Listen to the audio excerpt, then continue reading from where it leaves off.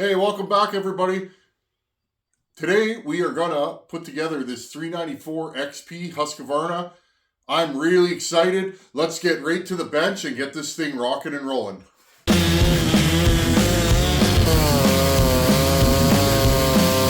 She cuts, eh?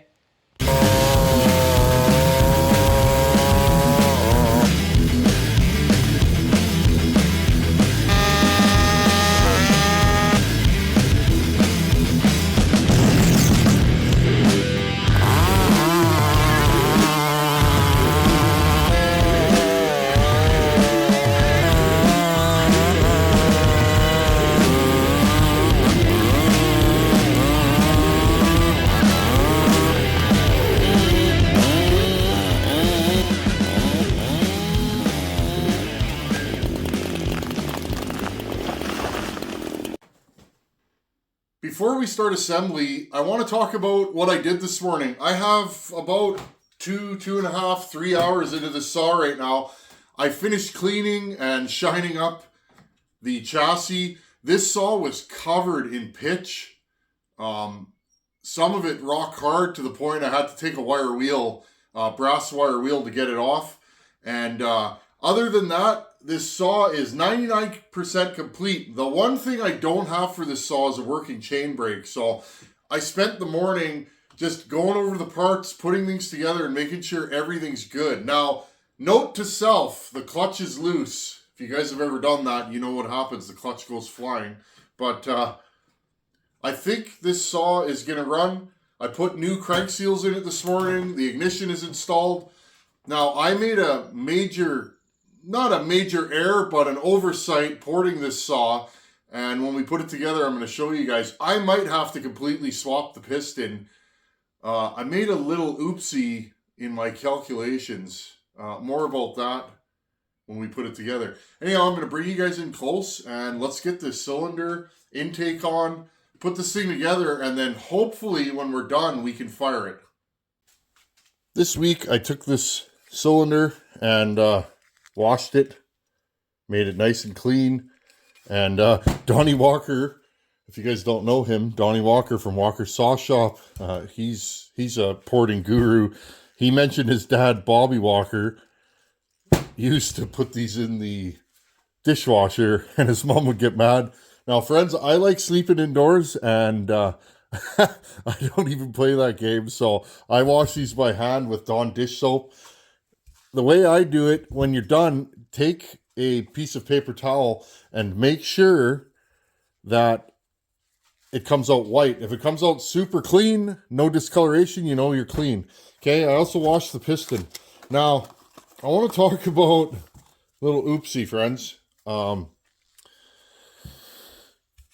of the ins and outs of porting, or just part of the ideas. So these transfers are massive. Now, the ring gap on this piston, if you notice, they are clocked right there, okay? Now, I didn't really make a mistake, but I made things so precise that I might have a hard time putting this saw together. My ring gaps are right here and right there. Now, I'm only running a single ring on this saw, but if you put this together and I don't clock it just right, guess what happens? The end of the ring gets stuck in the top of the transfer, that little gap. Now, no problem once it's together because the top ring doesn't go down that far, but I may have made a mistake and I may have to do a new piston for this saw. So the 395 piston has the ring gap in the center more or less, where this one, the 394 piston. So if you're going to do one of these builds, that may be a reason to run a 394 piston. And again, this piston fits perfectly, passes the drop test, so I'm happy. Okay, so what I'm going to do right now, just got everything prepped. I got my ring, okay, wrist pin bearing. I got to put the piston in, and then we're going to put engine assembly silicone all the way around here, okay, and put this thing together. I'm going to get this thing all prepped off camera, and then let's jump in. I'm really excited to hear this thing run. Okay, let's put the circlips in. You do not want to forget these. Anybody out there, will you admit it? Have you ever forgotten circlips? I never have, but I know a few people that have. And it's very possible. Opening to the bottom. Now, if you're really paranoid about this, give her a spin. Okay? Spin it all the way around, and that way you know if it's in there. Okay, so there's that side. Now, what I'm going to do, I'll take my oiler. Let me get you guys in a little bit closer here. Just move this thing in so you guys can see it. Somebody gave me this and I've never incorporated it. It's an oiler. It's got a little pump on the end, and you just go like this, and it pumps oil out. So I have this full of 2-stroke oil. Just gonna put a few drops in there, just to make sure nothing starts up dry. And there's even a hole in the top of this rod, and I can fill that full of oil. Okay. Take this piston, make sure your ring gaps are to the intake side. Okay.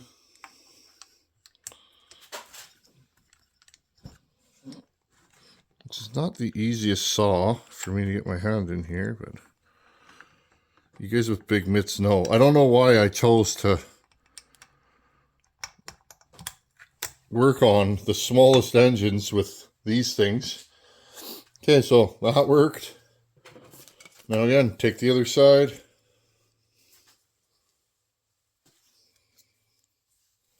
And here. See if I can do this on video.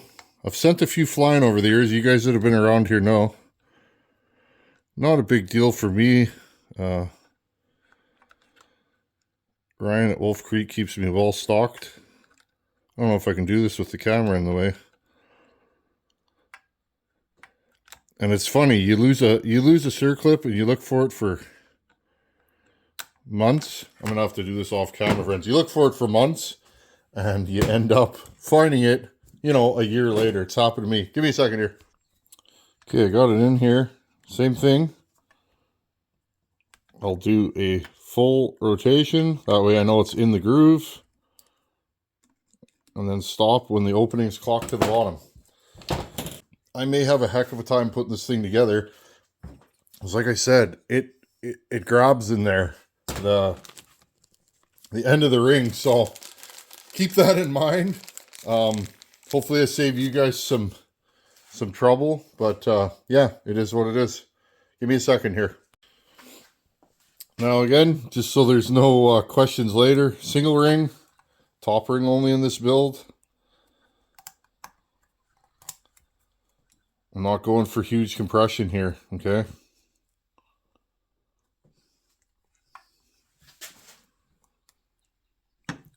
Now, hopefully I can make this happen. I pre-fit things the other night with the cylinder off, and it was a bear to get these rings into the cylinder, okay, and make everything fit. But I might have to use my ring compressor on this build. But anyhow, let's get the cylinder prepped for installation. Now, one thing I will say, this type of saw, make sure your gaskets line up, your holes, okay, because this is an intake block saw. Everything seems to be good, and make sure your impulse circuit is on the right side, okay? So, no impulse, no carburetor, no saw. You guys get the idea. I can't wait to run this thing. Should be running today. Okay, put this down. Again, don't over tighten these because they will crack. That's what happened to this saw. I want to give a special shout out to Steve Andries. Steve Andries is a local Manitoban, and he wrote me this nice letter. Hey Tin Man, here's an intake block for your 394 project. I hope you find it usable and in good shape. I enjoy your videos, and when I saw you were looking for one of these, I decided to donate it to your cause. Keep up the great content, and cheers from a fellow Manitoban. Steve, thank you, buddy. Thank you so much. I didn't know that these were so hard to find, and I didn't know that the one was cracked on this saw, because of course I never looked at it.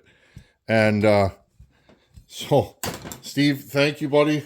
Maybe we'll bump into each other one day. But there you guys go. The intake block is in good shape on this. Okay, so that's the first thing. I'm going to put that on. Now, let's get some silicone put on here. Grab our cylinder bolts and make sure this happens. Now, I'm going to fumble with this a little bit. I've already decided that that's just the way it's going to go. So, stay tuned. I'll try and get it done and look like I'm all pro, you know, on the YouTubes. But it could be a little bit difficult to slide this thing on. Also, this piece here goes this way. Maybe it goes this way. So I'm hoping I can do this all as one piece. Not sure exactly how this goes, friends. I know some of you are yelling at me now. I've never worked on one of these. I've owned one for years. There we go. That goes this way. So I'm hoping I can do this in one piece, put everything down, and then bolt the saw down. Now I'm going to know, friends, once I get it past about to here, it should slide on. So I'm going to hold my breath, cock my head to the right side, and hopefully we can get this together. Just give me a second here. I'm going to glove up, put some schmo on the cylinder, and let's get this thing happening. Remember, with this stuff, don't use too much. That's the key. Okay, this is Moto Seal gasket maker from Permatex. There's others that are great. A lot of people use different things. You know why I use this? Because it's available where I live. I can get it. Pretty much every auto parts store has them. Has a tube of this. And I can get it. Again, I went a little heavy there. I've been trying to wear gloves lately, friends. Just to keep my hands cleaner. I never used to wear gloves, but it seems to be a little bit easier for cleanup. Okay, now I'll just do the cylinder.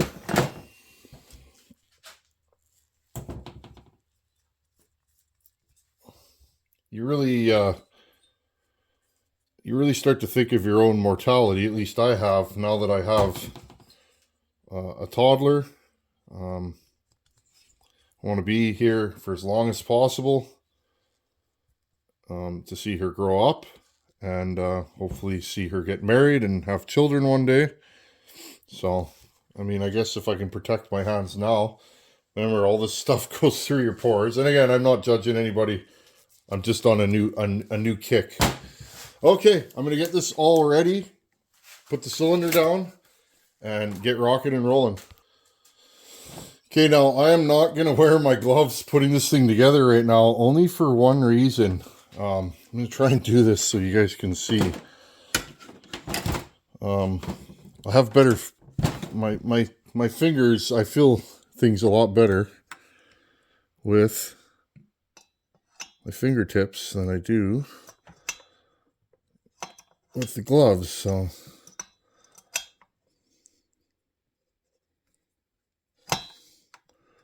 see if I can do this.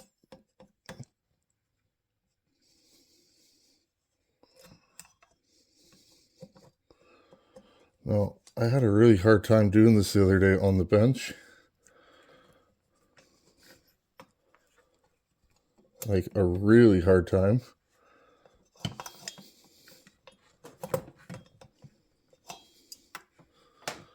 Now, I might have to go and grab my ring compressor.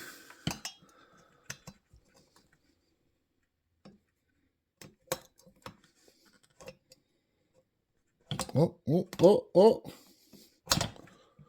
There we go. Wow. Okay, friends. All that talk for nothing. I don't know what I did differently this time, but on the bench, I couldn't do that. It would go down about, I don't know, a quarter inch.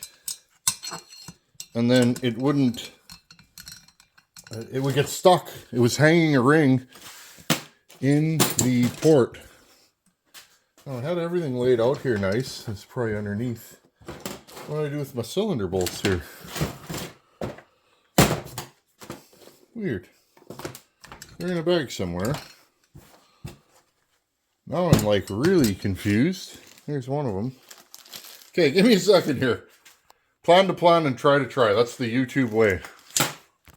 Okay, now what I'm going to do before I get this seated is I'm going to go like this. See this piece? I'm going to slide it over there. Okay, I'm going to slide it over the intake. There we go. Beauty. And I got my cylinder bolts. Believe it or not, the bag was right in front of me, right where I left it. I had a good chuckle the other day. I was watching the Iron Horse, and Harvey's dropped a couple of videos. You guys know he's a good friend of mine, and we've been yakking on the WhatsApp for years. I lost my cylinder bolts again, friends. Okay, I'm a little bit scared here. Losing cylinder bolts. That's okay. Just farting around. Anyhow, back to Harvey. He was talking about working in saws and spurts. Now, friends, that's me lately. The last year. Because I have a toddler now. In the old days, it was just me, right? My wife and I would be out in the shop a lot. And that was what I did. Now, I'm still in the shop probably more than most people. Ooh, that hurt. But I got to split it up a little bit more because I got a wee one. Okay, there we go. No ring hanging. Notice I put the timing numbers on here just so that I can remember. Who knows though, I'll probably give this to somebody, or you guys know the deal. Just having fun, right? This saw was donated by TK, good friend of the channel, and you know, I like to keep the party rolling, right? Somebody sends me a saw, I'll send somebody else a saw. That's just the way I go. Okay, let's get this all buttoned down. Now I'm going to try and run this without a decomp, but no promises. I'm not sure how thumpy this saw is going to be.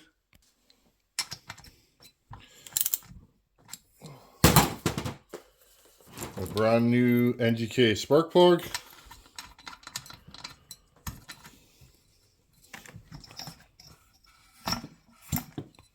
Yeah, I think this thing's going to be fairly thumpy. Oh well, we'll figure it out. Okay, let's put a few more things together and then we can take this thing outside and try and fire it. I am going to fire it with a stock muffler on it. I think this muffler is so nice. I think I'm going to put it on my 94. I think I'm going to fire it with this because we're going to build a pipe for the saw. I'm going to put a few more odds and ends together and then we can go outside and fire this thing up. This thing's starting to look like a power saw.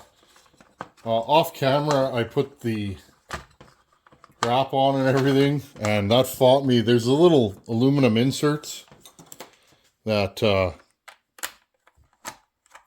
in the handle, which is nice because then the screws don't strip, but those inserts are loose, so they kept popping out and fighting me. I had to take the front of the gas tank off a couple times, and I thought I'd spare you guys that part of the deal today. Okay, well, I don't even know if this saw is going to start. I didn't even check if it has spark or anything. I know this saw was a runner. When it was sent to me, he sent me a video of the saw idling and then took a picture of the top end and said this thing's toast. Needed a complete rebuild, which it did, and the guy who owned it didn't want to mess around with it, so that's how it came here. There we go, spark plug. Not bad.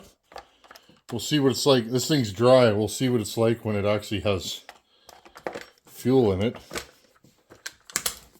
This is broken. These clips are gone.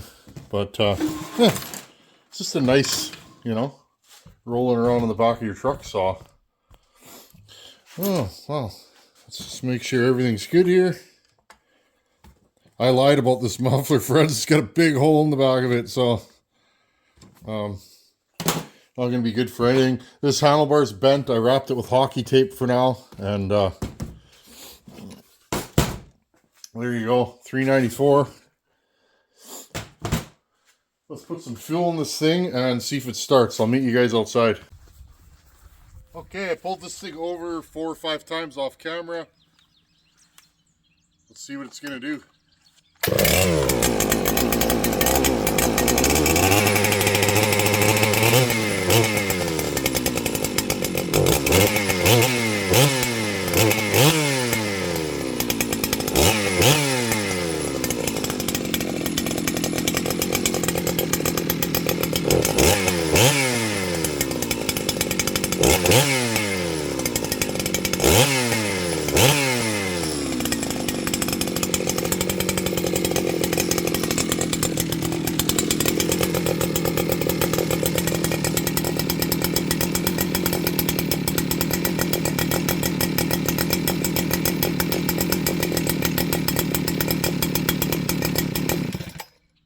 Okay, friends, I gotta get this carburetor adjusted right. It's got a little stumble off idle. Not sure what's going on there.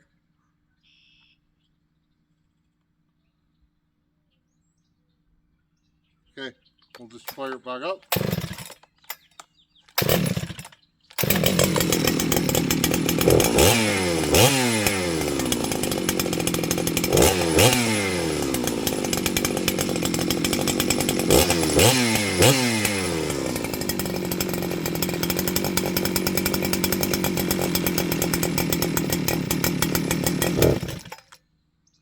Interesting.